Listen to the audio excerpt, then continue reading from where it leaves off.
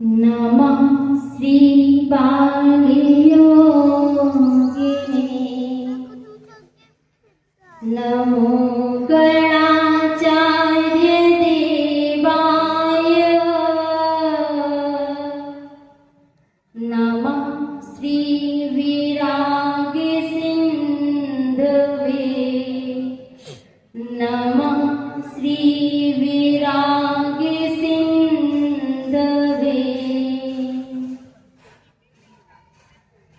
संयम की जो राह दिखाई उस पर सदा चलेंगे प्राण जाए संयम ना जाए आज्ञा शीश धरेंगे जब तक मुक्ति प्राप्त नहीं हो विराग पथ हमें देना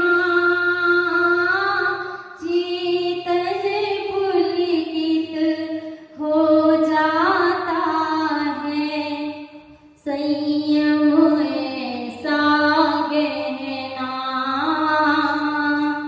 संयम ऐसा गहना गुरु विराग से कहना। जो नंदानंद सिद्ध परमेश्वरी भगवान की सभी लोग बहुत थक गए, मुझे पता है 10 बज गई है, सभी के भोजन का टाइम हो गया है, लेकिन फिर भी कभी देर हो जाए तो आकुलता ना करें। जय बोलिए अनंतानंद सिद्ध परमेश्वरी भगवान की, एक गजानन श्री आदिनाथ भगवान की जय, बड़ी पावनाथ भगवान की जय, परम पूज्य गुरुनाम गुरु आचार्य श्री 108 विमल श्रीमती सागर जी महाराज की परम पूज्य अध्यात्म योगी सूरी गुप्ताचार्य बुंदेलखंड के प्रथमाचार्य मम शिक्षा दीक्षा प्रदाता गणाचर भगवान विराग सागर जी गुरुदेव की जय, पूज्य आचार्य श्री 108 विशुद्ध सागर जी गुरुदेव की परम पूजनीय गणनीय हर का 105 विशिष्ट श्री माता जी की अहिंसामयी विश्व धर्म की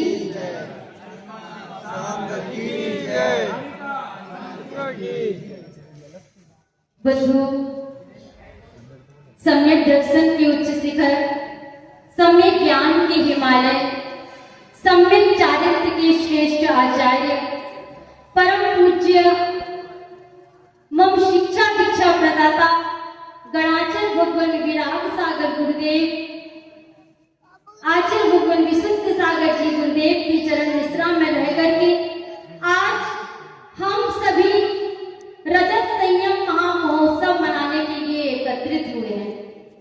यूं तो शायद ये सौभाग्य किसी और को मिलता, लेकिन पुण्य परतापुर वालों का था, इसलिए ये सौभाग्य अग्नि का जगह है।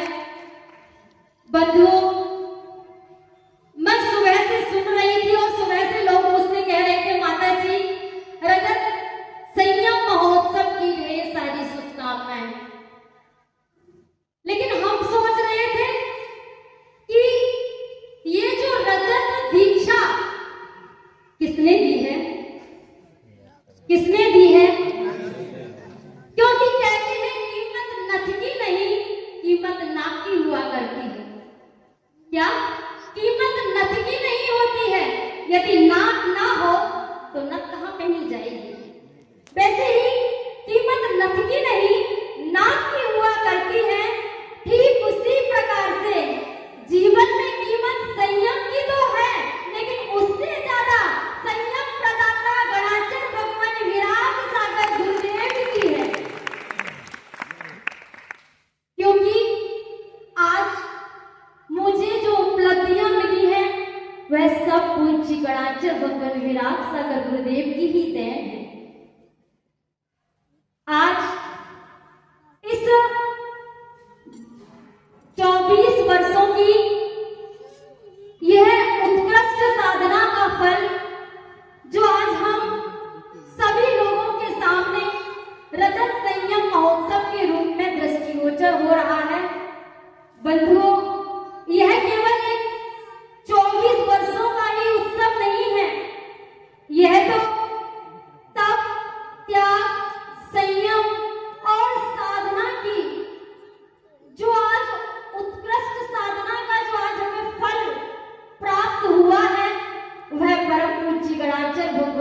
विराग सागर गुरुदेव की कृपा से हुआ है। बंधुओं, रजत दीक्षा जो कि बहुत बड़ी विशेषताओं को से भरा हुआ है। जब हम इस रजत दीक्षा के अर्थ पर, उसकी गहराई पर देखते हैं तो हमें समझ में आता है कि रजत यानी क्या होती है? चांदी। सबको पता है कि रजत यानी चांदी, जिसमें अग्नि का ताव दिया जाता है, तपाया जाता है, 16 ताव दिए जाते हैं, तब वह चमकती है। लेकिन आज जो 25 वर्ष की जो साधना है वह तप, त्याग, तपस्या से ही चमक रही है। और पूज्य गुरुदेव की अनुकंपा सदैव मुझ पर रही है और हमेशा रहेगी, ऐसा मुझे विश्वास है। बंधुओं, जब हम रजत शब्द को देखते हैं तो रजत फॉर आर, रजत का आर शब्द क्या कह रहा है कि रिनंसिएशन, यानी कि जहां पर सारे सांसारिक वैभव का, मोह का त्याग कर दिया जाता है, ऐसा वह आर कह रहा है कि इस प्रकार से व्यक्ति मोक्ष मार्ग पर आगे बढ़ता है। क्योंकि सबसे बड़ा राजा मोह ही हुआ करता है। मोहनी कर्म ही सबसे ज्यादा प्रबल हुआ करता है और ऐसा आर्य संकेत दे रहा है कि इस मोक्ष मार्ग पर आगे बढ़ना है तो पहले मोहनी कर्म का दमन करना पड़ेगा। और ए फॉर अहिंसा, यानी कि जहां पर मन, वचन, काय से सटकाए जीवों की रक्षा करते हुए, जे फॉर जिनामार्ग, यानी कि तीर्थंकरों के द्वारा बताए गए मोक्ष मार्ग पर आगे बढ़ते हुए, और ए फॉर आत्म साधना, अपनी आत्म साधना में तत्पर रह करके, टी फॉर यानी तपस्या, और तपस्या करते हुए हम अपने मोक्ष मार्ग को प्रशस्त कर रहे हैं।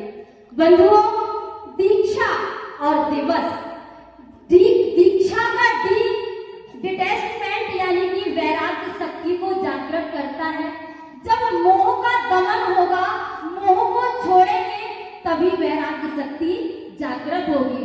और आई फॉर इंट्रोस्पेक्शन, यानी अपने आत्म स्वरूप की ओर देखते हुए, के फॉर केवल पाठ, यानी केवल ज्ञान के मार्ग को अपनाकर, एस फॉर संयम, यानी 5 महाव्रतों को धारण करके, एस फॉर ऑनेस्ट, यानी अपने व्रतों में सदैव ईमानदार होकर के, ए फॉर अहिंसा, यानी जीवों की रक्षा करते हुए, डी फॉर डिवोशन, यानी कि देव शास्त्र गुरु पर अकाट श्रद्धा रखते हुए अपने आप को गुरु के चरणों में समर्पित करके, आई फॉर इनर पीस, यानी आत्मिक शांति को चाहते हुए, डब्ल्यू फॉर विजडम, यानी सम्यक ज्ञान और भेद विज्ञान के द्वारा, ए फॉर असेस्टिसिज्म, यानी कि तप और साधना के द्वारा, एस फॉर सोल अवेकनिंग, यानी आत्म स्वरूप में लीन होकर के,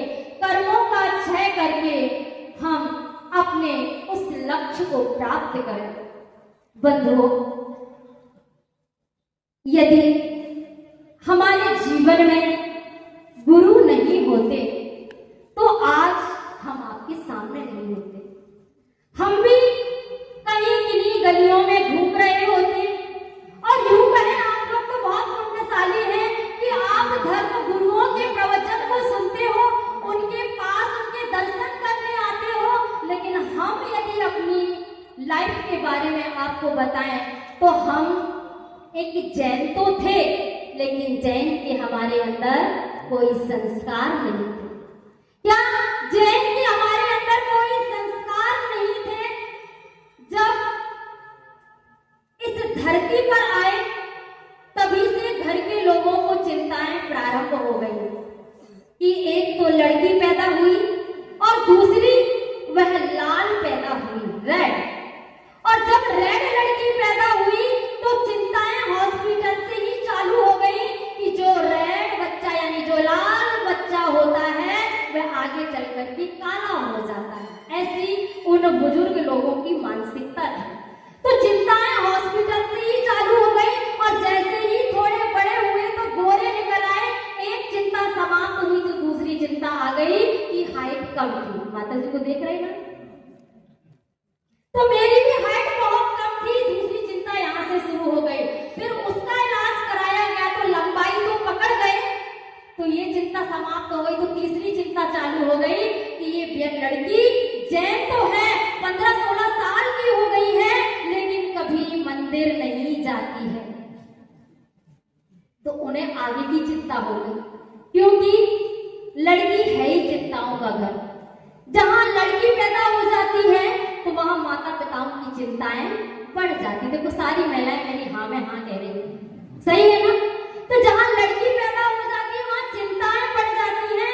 और जब मैं 15-16 साल की हो गई तो घर के लोग प्रेशर करते थे, बेटा मंदिर जाओ, मंदिर जाओ, मंदिर जाओ। तो एक बार तो हमें गुस्सा आई, तो हमने कह दिया कि ये मंदिर सब आप लोगों का काम है, ये धर्म करना सब आप लोगों का काम है।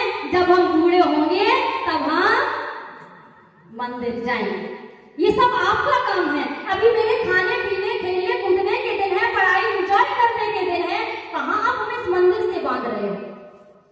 धीरे धीरे उनके प्रेशर से मंदिर जाना तो शुरू किया, लेकिन कितना, साल में एक बार। अनंत चतुर्दशी के दिन 50-60 मंदिर थे भिंड में, और अनंत चतुर्दशी के दिन हम 4 बजे से लेकर के 11 बजे तक पूरे मंदिर कवर कर लेते थे और कहते थे देखो अब हमसे साल भर मंदिर जाने की मत कहना, हमने पूरा पुण्य 1 साल में कमा लिया। उसके बाद चिंताएं और बढ़ती गई घर के लोगों की। धीरे धीरे फोर्स करते रहे, मंदिर भेजते रहे, और मंदिर जाना जब शुरू हुआ तो ऐसा शुरू हुआ कि 7 बजे जाते थे और 11 बजे घर पर आते थे। तो भी लोगों को चिंता हो गई, बोले बेटा इतना थोड़ी कहा था कि तुम दिन भर मंदिर में ही बने रहो। हर तरफ से आफत है, एक तरफ हुआ तो एक तरफ खाई। पुष्पाल जी, एक तरफ हुआ और एक तरफ खाई। चिराग भैया बैरा तो नहीं हुआ, अभी पूरा सुना है।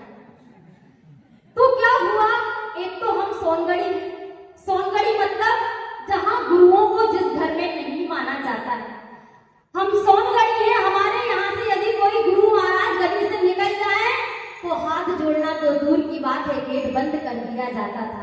ऐसे उस परिवार में हम पले उसे बड़े हुए। और हलवाई का काम होता था कि जहां पर रोज जलेबी पकौड़ी समोसा का तो हम नाश्ता करते थे। अब सच्ची सच्ची बता रहे हैं कि हमें रोज जलेबी पकौड़ी समोसा का नाश्ता चाहिए। और पुण्य का उदय धीरे धीरे आया। यदि हम लंबी गाथा गाएंगे तो दोपहर से रात हो जाएगी, हम शॉर्ट में ही बता रहे हैं। और धीरे धीरे पुण्य का ऐसा उदय आया कि मोहल्ले में चौका लगा, और चौका लगा तो चौकी वालों ने मुझे बुलाया, बोले बेटा आज हमारे घर में कोई पड़गाने वाला नहीं है तो तुम पड़गाने चलो। हमने ये पड़गान होता क्या है? बोले बेटा हम तुम्हें सब बता देंगे। और जैसे जैसे हम पड़गान के लिए पहुंचे, पुण्य योग कहो कि बड़ी माता जी ही पड़क गई, बड़ी माता जी ही पड़क गई। अब हमने कहा ये माता जी तो बहुत बड़ी साध्वी है भाई, ये तो पड़क गई, क्योंकि हम किसी साधु संतों के पास ना जाते थे। सोचो आप 7 चातुर्मास आचार्य श्री के भिंड नगर में हुए, लेकिन हम तो शायद 4थे या 5वें, जब 5वां लगभग आचार्य श्री का चतुर्मास भिंड नगर में हुआ, उसके लास्ट मोमेंट मतलब चातुर्मास की निष्ठा ना होने के कुछ दिन पहले ही हमारा जुड़ाव पूज्य गुरुदेव से हुआ। और जब बड़ी माता जी पड़क गई तो हमने कहा अब क्या करना पड़ता है? बोले बेटा अब तुम इनको चौके तक लेकर के जाओ। हमने कहा हे भगवान, चौके तक लेके जाएंगे तो हमारे घर वाले देख लेंगे और हमारी आफत आ जाएगी। पर ठीक है कोई बात नहीं, हम माता जी को लेकर के गए। और जैसे ही हमारे घर वालों ने हमको देखा कि ये जूली दीदी तो एक बड़ी साध्वी को लेकर के आई हैं, तो उनके अंदर हलचल होने लगी। और हलचल ऐसी होने लगी, अरे दादी बैठ जाओ, तुम्हारे अंदर हलचल नहीं हो, हम तो घर की बात कर रहे हैं। तो ऐसी हलचल होने लगी कि घर वाले, बड़े पापा, बड़ी मम्मी, बाबा, दादी, क्योंकि ज्वाइंट फैमिली थी, 24 मेंबर्स थे, सभी लोग आकर के चौकी के बाहर खड़े हो गए और लड़ने लगे।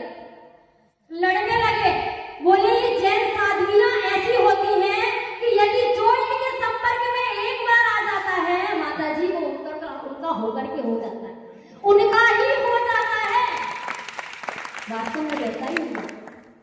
उन घर के लोगों को हमने जैसे तैसे शांत किया। भाई शांत हो जाओ, अभी जैन साध्वी बैठी है, उनकी आहार होना है, एक बार दिन में आहार लेना है। इतना तो मुझे पता था, थोड़ा थोड़ा सुना था कि एक बार जैन संत एक बार दिन में आहार लेते हैं। तो हमने कहा अभी आप लोग चले जाओ। बोले जूली, अगर तुमने इन साध्वियों को अगर आहार दे दिया तो समझ लेना घर में कदम नहीं रखने को मिलेगा। अब हम तो और घबरा गए, जाएं तो जाएं कहाँ। अब हमने सोचा, हमने उनसे कहा बाबा जी से कहा, दादी जी से कहा, हमने कहा आप लोग घर पे जाओ, हम इन सादगी के ना तो चक्कर में पड़ेंगे, ना हम इनसे कोई त्याग लेंगे, ना हम कोई नियम लेंगे और ना हम इनको आहार देंगे। हालांकि मन में कुछ और था, बाहर कुछ और था, पर हम लोग उनको जैसे तैसे समझा बुझा करके पहुंचा दिया। और माता जी को जब हमने पहला ग्रास दिया तो माता जी ने क्या कहा,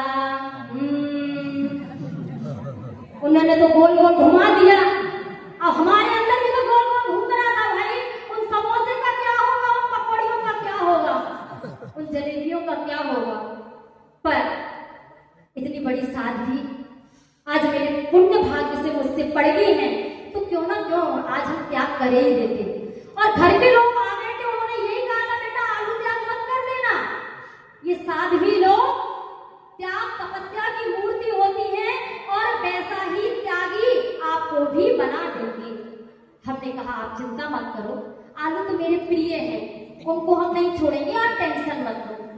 और उसके बाद हमने चुपके चोरी से माता जी को जब आहार दिया तो माता जी कहती मतलब आहा, 1 महीना तो कुछ नहीं होता, वहां पहले 1 साल चलता था।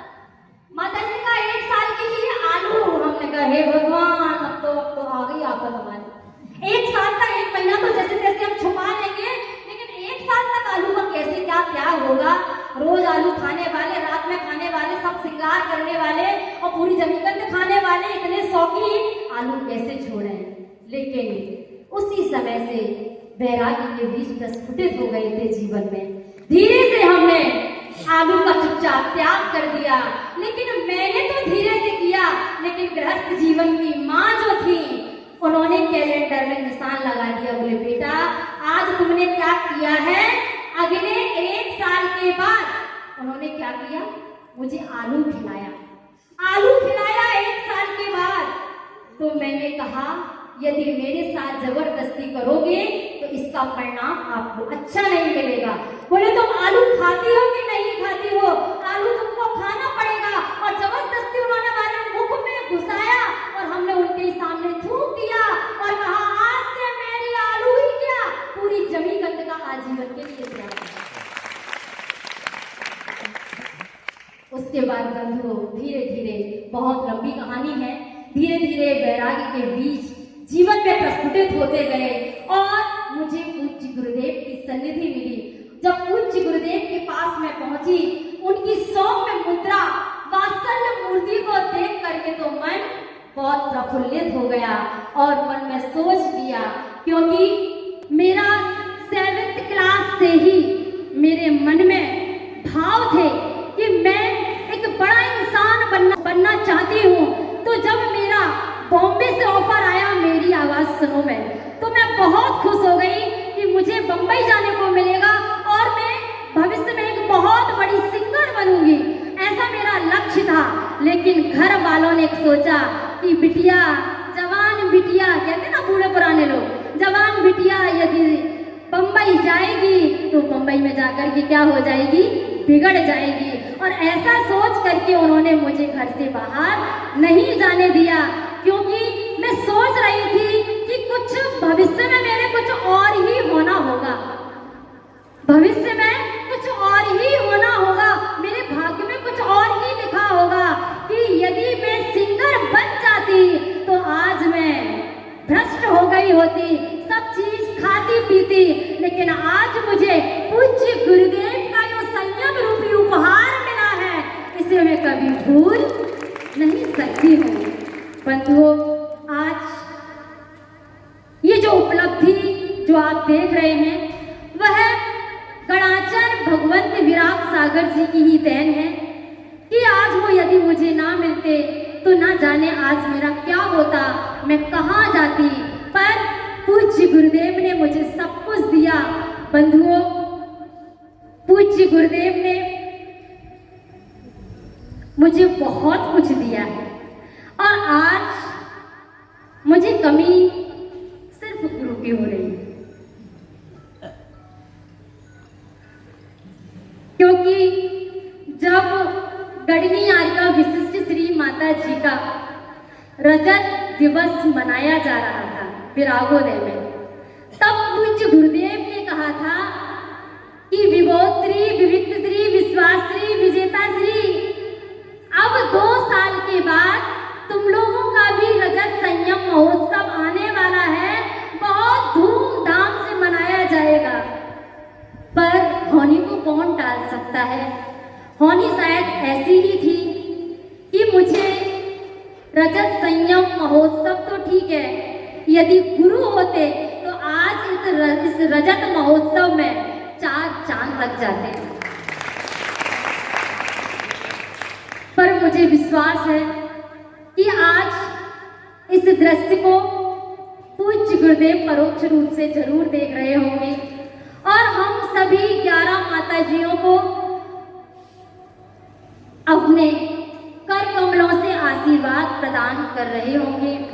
बंधुओं, आज की यह पावन घड़ी, कहते हैं कि सागर में नदियां मिलती हैं, अपना अस्तित्व खोती हैं, लेकिन फिर वे नदी नहीं सागर कहलाती हैं, फिर वे सागर कहलाती हैं।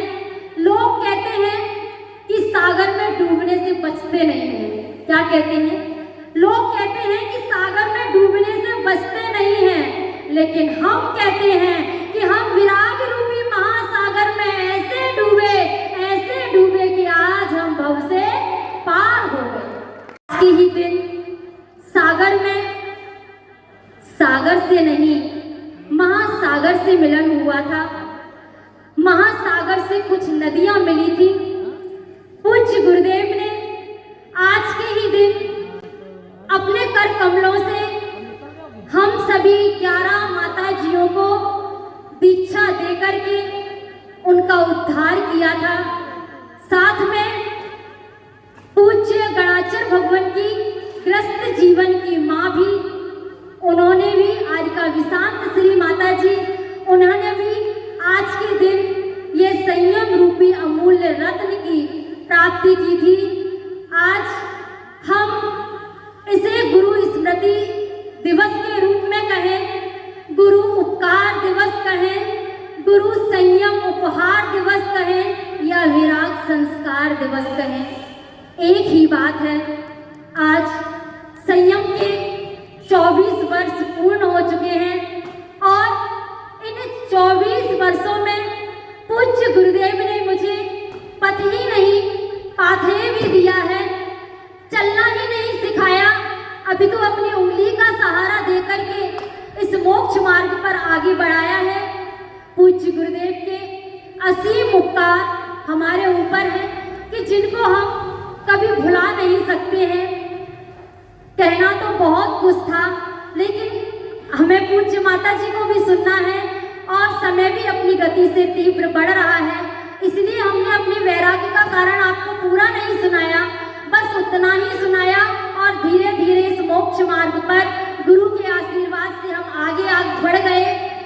8 महीने के अंदर संघ प्रवेश हो गया, 8 महीने के ही अंदर ड्रेस चेंज हो गई, 8 महीने के ही अंदर प्रतिमा हो गई और 8 महीने के ही अंदर मेरी दीक्षा हो गई। ये मेरा बहुत बड़ा सौभाग्य रहा। बंधुओं, पूज्य गुरुदेव ने मुझे शिक्षा भी दी है, दीक्षा भी दी है और सुसंस्कार देकर के हमारा जीवन पावन और पुनीत बनाया है। आज मेरे इस रजत संयम महोत्सव के अवसर पर बहुत सारे आचार्यों ने, उपाध्यायों ने, गणधर ने, मुनि महाराजों ने और आरिका माताजियों ने भी बहुत अच्छी बातें हमारे इस संयम उत्सव पर कही हैं। आचार्य विहर्ष सागर जी ने भी बहुत अच्छी बात कही है। उनकी एक पंक्ति मुझे याद है कि उन्होंने कहा कि आजकल का प्राणी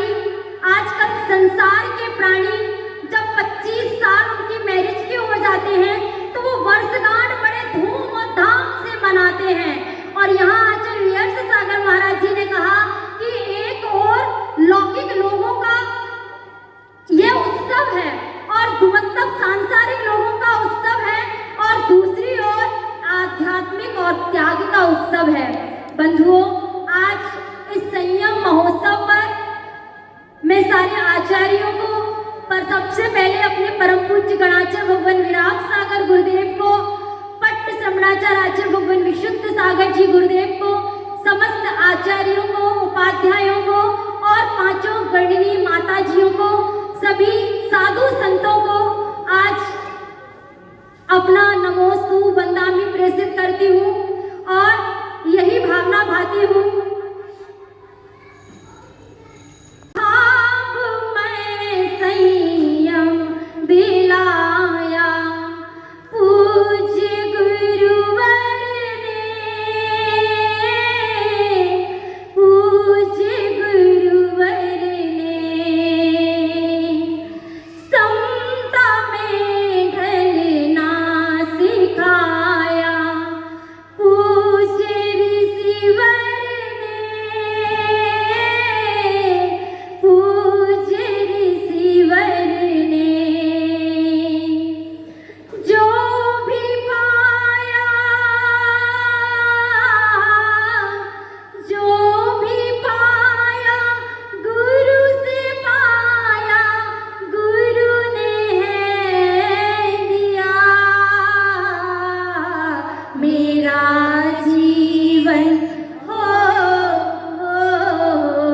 मेरा जीवन गुरु को पाकर धन्य हो गया। भक्त बनकर आया जग में, शिष्य बन गया मेरा जीवन गुरु को पाकर धन्य हो गया। अंत में बस इतनी ही भावना व्यक्त करूंगी कि हे पूज्य गुरुदेव, आज मेरे पास जो कुछ भी है, जो सुर ताल लय जो कुछ भी है, सब आपका दिया हुआ ही है। आपने ही मुझे, जब मैं संघ में आई थी तो आपने ही मेरा उत्साह बढ़ा करके मुझे आज आगे बढ़ाया और इतना आगे बढ़ाया कि जब भी कोई विधान पूजन कोई भी महोत्सव होता था तो आचार्य श्री सबसे पहले मुझे स्थान देते थे। ये मेरा बहुत बड़ा सौभाग्य रहा है। पूज्य गुरुदेव के चरणों में आज मैं सिद्ध श्रुत आचार भक्ति सहित अपना नमोस्तु निवेदित करती हूँ और पूज्य गुरुदेव से यही प्रार्थना करती हूँ कि हे गुरुदेव, मेरे जीवन की हर आती जाती सांस आपके चरणों में सदैव समर्पित रही है और हमेशा रहेगी। प्रत्यक्ष रूप से थी और परोक्ष रूप में भी रहेगी और मेरा शरीर का एक एक रोम आपका गुणानुवाद हमेशा करता रहेगा। और पूज्य गुरुदेव से यही भावना पाऊंगी कि हे पूज्य भगवान, मुझे अपने जैसा गुरु भक्ति देना, प्रभु भक्ति देना, श्रुत भक्ति देना, गंभीरता, समता, सहनशीलता, धैर्यता, निर्भीकता, वात्सल्यता, दृढ़ता, सरलता, संबल और साहस जैसा आप में था वैसा मुझ में नहीं है। आज मैं यही प्रार्थना करती हूँ कि हे भगवान, आपके जैसे गुण मेरे अंदर आए कि जिससे मैं भी आपकी तरह उत्कृष्ट चर्या का पालन करती हुई अपने उस अंतिम लक्ष्य निर्वाण को प्राप्त करूं। और मैं तो यही कहूंगी कि हे भगवान, जब तक मुझे निर्वाण की प्राप्ति ना हो तब तक मुझे आप जैसे गुरु हमेशा मिलते रहे। इन्हीं पावन पुनीत भावनाओं के साथ जय बोलिए परम श्रद्धेय आचार्य भगवान विराग सागर जी गुरुदेव। नहीं होती है, सभी ने सुना है कि life does not begin without preceptor. इसलिए हर व्यक्ति के जीवन में गुरु होना बहुत जरूरी है और हमारे भी जीवन में पूज्य गुरुदेव का अभी तक साथ रहा और 24 में जाने के बाद परोक्ष रूप से हमेशा साथ है, था और हमेशा रहेगा। पूज्य गुरुदेव की भक्ति करने में, उनके गुणानुवाद करने में हम कभी पीछे नहीं रहते थे और ना रहेंगे। और आज मैं चिंतन कर रही थी कि दुनिया में जितने भी संत हैं उनको अपना दीक्षा दिवस मनाने का सिर्फ 2 बार ही अवसर मिलता है, एक तारीख से और एक तिथि से। लेकिन हमारा ये रजत संयम महोत्सव ऐसे समय में पड़ा कि हमारे लिए 1 बार नहीं, 2 बार नहीं, 3 बार दीक्षा दिवस मनाने का अवसर मिला। पूछो क्यों? तो क्यों बता दें। एक तो ज्येष्ठ शुक्ला 11 प्रथम ज्येष्ठ का, दूसरा मिला 21 जून तारीख से, और अगला मिलेगा 25 जून को, यानी कि द्वितीय ज्येष्ठ शुक्ला 11 को। इस प्रकार से हमें अपना दीक्षा दिवस मनाने का 3 बार अवसर मिला। मैं सोच रही थी कि मेरा रजत महोत्सव आने वाला है और गुरु के बिना कैसे मनाएंगे, कौन मनाएगा, किससे मैं कहूंगी, कैसे क्या होगा। काफी दिनों से मुझे बहुत मन में एक बात खटकती रहती थी कि कैसे मेरा रजत दीक्षा दिवस मनेगा। पर पूज्य गुरुदेव के साथ 24 साल तक पूज्य गुरुदेव के पास रही हूं और उसमें मेरा ये भी पुण्य रहा कि पहला चतुर्मास तो बस दीक्षा के बाद का पूज्य गुरुदेव के साथ में हुआ था, हम दीक्षार्थियों का। और उसके बाद जब पूज्य गुरुदेव के साथ फिर से चातुर्मास की बात आई तो मेरा इतना सौभाग्य रहा कि बड़ी माताजी भी हम लोगों के मतलब बड़ी माताजी भी गुरुदेव के साथ रही, तो हम लोग भी गुरुदेव और बड़ी माताजी के साथ में रहे। 22 वर्ष तक पूज्य माताजी के साथ में रहे, जिसमें से प्रथम चातुर्मास लगभग 7 से 8 चातुर्मास बड़ी माताजी के साथ में हुए, और चित्री का चातुर्मास तो ये मेरा एक पहला ही चातुर्मास था। और इन 22 सालों में बड़ी माताजी के पास रहे, तो मैं बात कर रही थी कि मैं सोच रही थी कि मेरा रजत दीक्षा दिवस मनेगा कैसे। मेरे पास गुरु नहीं है प्रेजेंट में, पर पूज्य गणनी आर्य का 105 विशिष्ट श्री माता जी ने हमारे लिए गुरु की कमी महसूस नहीं होने दी। उन्होंने कहा गुरु नहीं है प्रत्यक्ष में कोई बात नहीं, मैं तो हूं ना।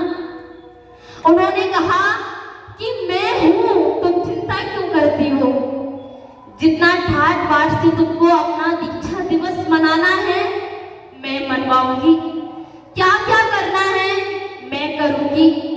और बंधुओं, परतापुर में आए हुए कोई हमें 4 महीने और 2 महीने और 1 महीना नहीं हुआ है, ना ही सप्ताह हुआ है, मात्र 3-4 दिन ही हुए हैं। और इन 3-4 दिनों के अंतराल में माता जी ने इतनी अच्छी तरीके से आज का यह कार्यक्रम जो कराया, मैं तो सोच भी नहीं सकती थी कि माता जी इतने ठाट बाट से मेरा रजत दीक्षा महोत्सव बनवाएंगे।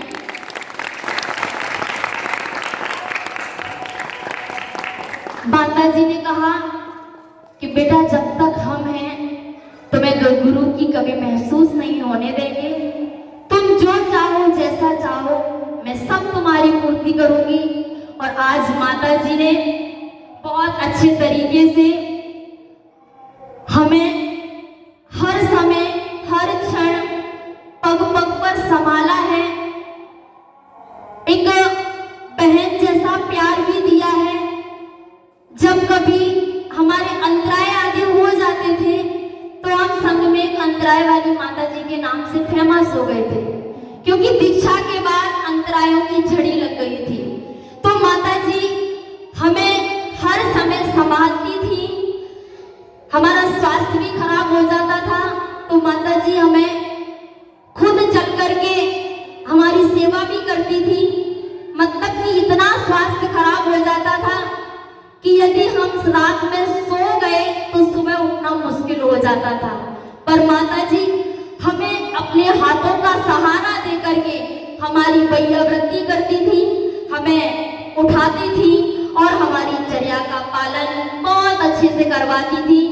तो इसी तरह माता जी आपसे यही प्रार्थना करेंगे कि आपको तो पता है कि हमारा स्वास्थ्य एक अंतराय में ही खराब हो जाता है, तो आपने जैसे इन 22 सालों तक हमको संभाला है उसी तरह आप आगे भी हमें संभालती रहें और हम कभी भी अपने संयम से डगमगाएं तो हमें संबल और साहस दे करके हमें अपनी साधना में मजबूत करें, दृढ़ करें, जिससे हम अपने नियमों का, अपने मूल गुणों का पालन निर्बाध रूप से करते हुए अपने अंतिम लक्ष्य को प्राप्त करें। इन्हीं पावन पुनीत भावनाओं के साथ जय बोलिए परम पूज्य राष्ट्र गणाचार्य भगवान विराग सागर जी गुरुदेव की।